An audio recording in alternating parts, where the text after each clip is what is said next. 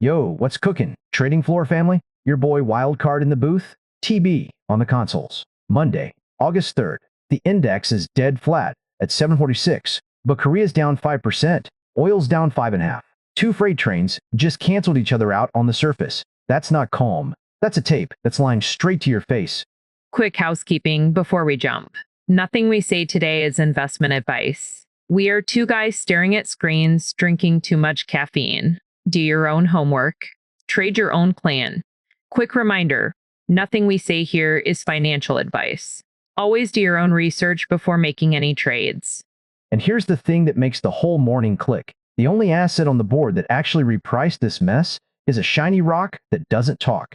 Gold at 4,113. Sure, it's up because rate hike fear is fading, but that number does not whisper peace. It says somebody's hiding somewhere. A spreadsheet can't find them. Hold that thought. It's the whole show. Though, oil. Trump says Iran talks start today. Called off the strikes because Gulf allies asked him to stand down. Biggest attack since World War II. His words. Then Iran's foreign ministry says, there are no negotiations. We're not talking to you. So the same news cycle that delivers peace also delivers denial. And what does the market do? Oil drops 5.7%, buying a peace headline that got denied before the open even rang. Fourth weekend in a row. Peace on Sunday. Reality breaks it by Tuesday. And the language matters. The cancellation was subject to a deal. That's conditional, not a done ceasefire. The market treated it as a done deal, but the actual commitment doesn't exist yet. Exactly. And the physical barrel market, still on fire. Bloomberg's energy desk still says $20 to $25 of war premium is baked in. Tankers running dark through Hormuz. Traffic still a fraction of normal. Freight insurance, sky high. Nothing got better except a press release. And there's a whispered deadline floating around, but the timing's a moving target. Geopolitics with a stopwatch. If it fires, we react live. If it doesn't, it was a rumor with 90 seconds and a shrug. So the trade is, don't chase the collapse, don't panic into it. That's the game. And this is where my gut book gets tested. Quick note for the audience. TF. T is my algorithm. Wave Trader is TB's. This is my personal paper feelings account. Gut calls only. I am still long the energy sector. ETF. Energy select sector. I re-entered July 15th at 56.94, marked 59.55, stop at 54.30. Hold up. I have to flag this because my board cut the energy sector ETF on June 25th at 53.20. So if you're claiming a position, but the book says you got stopped 7 weeks ago, that's a problem.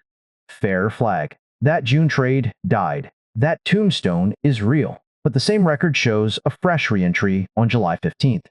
Entry 56.94, mark 59.55, stop 54.30. I'm carrying that. It's not a phantom. Your board might be stale, my man.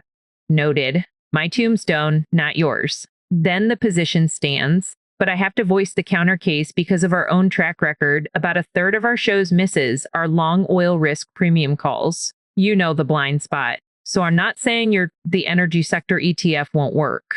I'm saying the market is pricing peace fast. If a real deal emerges, that $20 to $25 premium compresses instantly and you'd get cut out. The tape doesn't care about structural theses when the headline says peace. I just need to put that on the table. 100%. I hear it. The denial came before the bell, so I'm not dumping the thesis into a Sunday headline. The structural premium, Hormuz traffic low, tankers dark, outlast the press release. But if the stop at 54.30 catches, it catches. That's what stops are for. I'm not adding to the fight either. Catching a falling oil knife into a whipsaw is how you end up with a tombstone. Learned that lesson. All right, now let's talk about the thing the index is pretending not to see. KOSPI down 5.12%. The world's 10th largest market is getting carved up and SPY barely blinked. But here's my read. It's not a Korea story. It's phase one of a global unwind that starts in the funding currency.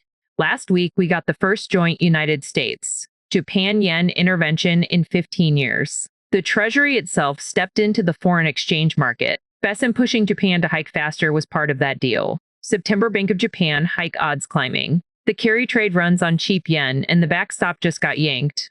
And the plumbing does the talking, bro. We led Friday's show with this structure. REX shares. 20% of their assets trace to Korea. 65% of Asian alternative trading venue revenue is Korea. That melt-up we saw Friday wasn't conviction. It was a balance sheet event. Leveraged retail came up those pipes and now it's coming down the exact same way. And the government response tells you everything. Korea is cracking open its sovereign wealth fund, $14 billion earmarked for artificial intelligence data centers to catch the falling market. When officials have to throw money at the tape, that's a tell, not a save. The knife is DeepSeek. Their new artificial intelligence model dropped over the weekend. Korean memory is the bag holder. Samsung, SK, Hynix. Semiconductors just got a brand new demand question mark at the exact moment their biggest retail tape is unwinding. And this feeds straight into our earnings gauntlet. The carry unwind starts in yen, shakes leverage, first fruit is Korea, travels through memory, and lands on our tape tomorrow night with AMD. Meanwhile, the wave trader algo is mostly cash. 2 small positions from Friday's run. Data's from Friday's close. The system is hiding, not adding into this. Cash is a position. And that's what the smart money is saying. Let's hit the earnings docket before we get to the macro calendar. Palantir, ticker PLTR, reports after the close tonight. Options pricing about a 12% implied move. The Q2 earnings growth estimate jumped from 25% to 47%, almost all of it tied to artificial intelligence and memory. That's a concentration risk. If the number disappoints, it hits the exact sector that Korea is carrying. Then tomorrow night, advanced micro devices. That is the memory complex inflection point. And right behind it, SpaceX reports its first quarterly since going public. The stock is trading below its IPO price, so the tape is already skeptical. If the numbers miss, it's another pressure point. Quick color line. My TFT algo added Amgen and NextEra Energy, NextEra, into Friday's close. Amgen reports tomorrow night. That's a catalyst play. One line, we move. Macro gauntlet this week, and every single data point is triple weighted because of Warsh. He gave the market the silent treatment last week, worst FOMC day for the S&P since 24, and now he's floating cutting the meeting schedule from 8 to 6 a year. Fewer meetings mean each data print carries more weight. The dollar just had its worst week in 3 months. And here's the pipeline. Tuesday, ISM Manufacturing, PMI. Consensus 54 against a prior 53.3. Prices paid 70 versus 73 prior. Employment 49.7. New orders 56. A beat says growth plus sticky inflation, which feeds rate hike fears. A miss says the economy is softening, which fuels pause bets. That print sets the macro mood. Then Wednesday, JOLTS job openings, consensus 7.42 million versus prior 7.594 million. Labor market loosening. The jobs report lands this week. Non-farm payrolls consensus 88,000, prior 57,000. Unemployment rate 4.2% unchanged. And the VIX, 16, with Korea down 5%, with the funding currency doing something it hasn't done in 15 years. With all that data coming, the options market is asleep on a story that hasn't hit United States hours yet. That is the flat tape lie, part 2. Vol should be pricing this chaos. It is at 16. Tuesday is the repricing window, ISM in the morning, AMD at night. Under the hood, 3 sectors wearing 3 different jackets. Last week I was lazy and called it one mood. Don't make that mistake. Consumer discretionary, XLY, up 6.1% on the week. That's Amazon and Microsoft earnings carrying. Amazon's best day since 2013. Microsoft's best since 2008. Real money admitting software wins. Utilities. XLU, down 4.19%. That's rates. The 30-year yield is back at levels from 2008. Bond proxies get smoked when the curve says inflation sticks. Materials, XLB, down 1.62. That's China and the oil collapse. 3 trades. One market mood is a lazy person story. And here's the tell to watch today. Apple got gutted Friday, down 7.31%. The S&P still closed green. That is, breadth under the hood, completely fake. If that support level holds while the semis print green, that low is a floor and the repricing window stays closed. If it breaks, the window is open early. And the credit wall folds in here tight. EchoStar's Hughes unit filed bankruptcy this weekend. While EchoStar itself reports this morning, Fitch just flagged record private credit defaults. The melt-up tape is standing on a wall with cracks at the base. One more stitch. Energy was Friday's best sector and Monday's loser. Flip side, travel is ripping on cheap oil. Ryanair up 3% in Europe. Marriott reports before the bell this morning. Oil down is the travel trade up. Simple as that. Overnight, Asia put the pain on full display. Kospi minus 5.12%. That is the unwind epicenter. Nikkei minus 0.94% on yen strength. Hang Seng up 0.48, Shanghai down 0.59. In Europe, the DAX rallied 1.31% on the peace hopes, but the FTSE was flat. Euro Stoxx 50 up 0.8. The macro plumbing, dollar-yen down 0.32%, the dollar index down a touch. That intervention is a regime change. The carry trade that funded all this leveraged risk is getting squeezed at the source.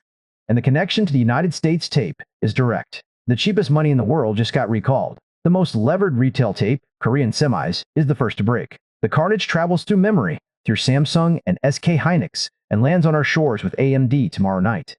The flat SPY is the ground between the tremor and the aftershock. Exactly. The unwind origin is yen, not Korea. Seoul is the first place the stress shows up, but the epicenter is the global carry trade. And oil down gives a lift to names like Marriott and travel, but the broader risk is semis and memory. That's the two-sided tape we're living in. All right, portfolio hot news. The theme that's burning up our book this week. The market is overpaying for hope and underpricing confirmed facts. Oil drops 5.7% on a denied peace rumor. The Treasury steps into the foreign exchange market in a joint intervention for the first time in 15 years, and the SPY doesn't blink. The VIX sits at 16, while the world's 10th largest market drops 5%, and the funding regime shifts. One bet is on a rumor. The other is ignoring a verified action. The bull case says peace premium compression could accelerate if a real deal surfaces. The carry unwind might be contained to Korea. Gold at 4,113 could be rate fear fading, not panic. And the travel trade is a real beneficiary. The bear case is what I'm carrying. If Apple's near round number support breaks, the memory complex cracks on AMD tomorrow night. Korea's government rescue is a tell of systemic stress. Credit defaults are rising, and the VIX at 16 is not pricing a repricing snowball. The second-order effects are wild. Travel rips on cheap oil, semis face demand scare, bank loan books with private credit exposure take hits, and yen strength cuts into exporter earnings. The names it touches are obvious in our book. The energy sector ETF with the structural war premium. Apple as consumer in yield proxy. AMD, SK Hynix in memory unwind. Marriott and travel as oil beneficiaries. Amgen and Next Era as TFT catalyst plays. And gold, the only asset that's honestly repricing the mess. That's the setup. Hope versus fact. VIX asleep. Tuesday is the wake-up call, and the tape hasn't priced a single bit of it. Here's what we're watching tomorrow. Number 1, ISM Manufacturing PMI. Beat or miss sets the macro mood. Number 2, if Apple holds near current levels while the SOX prints green, that low is a floor and the repricing window stays closed. If it breaks, the window is open early. Number 3, gold at 4,113, the honest barometer. Number 4, AMD after the close Tuesday night, the memory complex inflection point. No callouts for me. Cash is a position. I'm holding the energy sector. ETF with that 54.30 stop. TB carries his Apple fill with a 295 stop. Do your own homework. The tape is lying to everybody, so trade the facts, not the headline. Or end out. Go chase the truth, not the noise. See you tomorrow.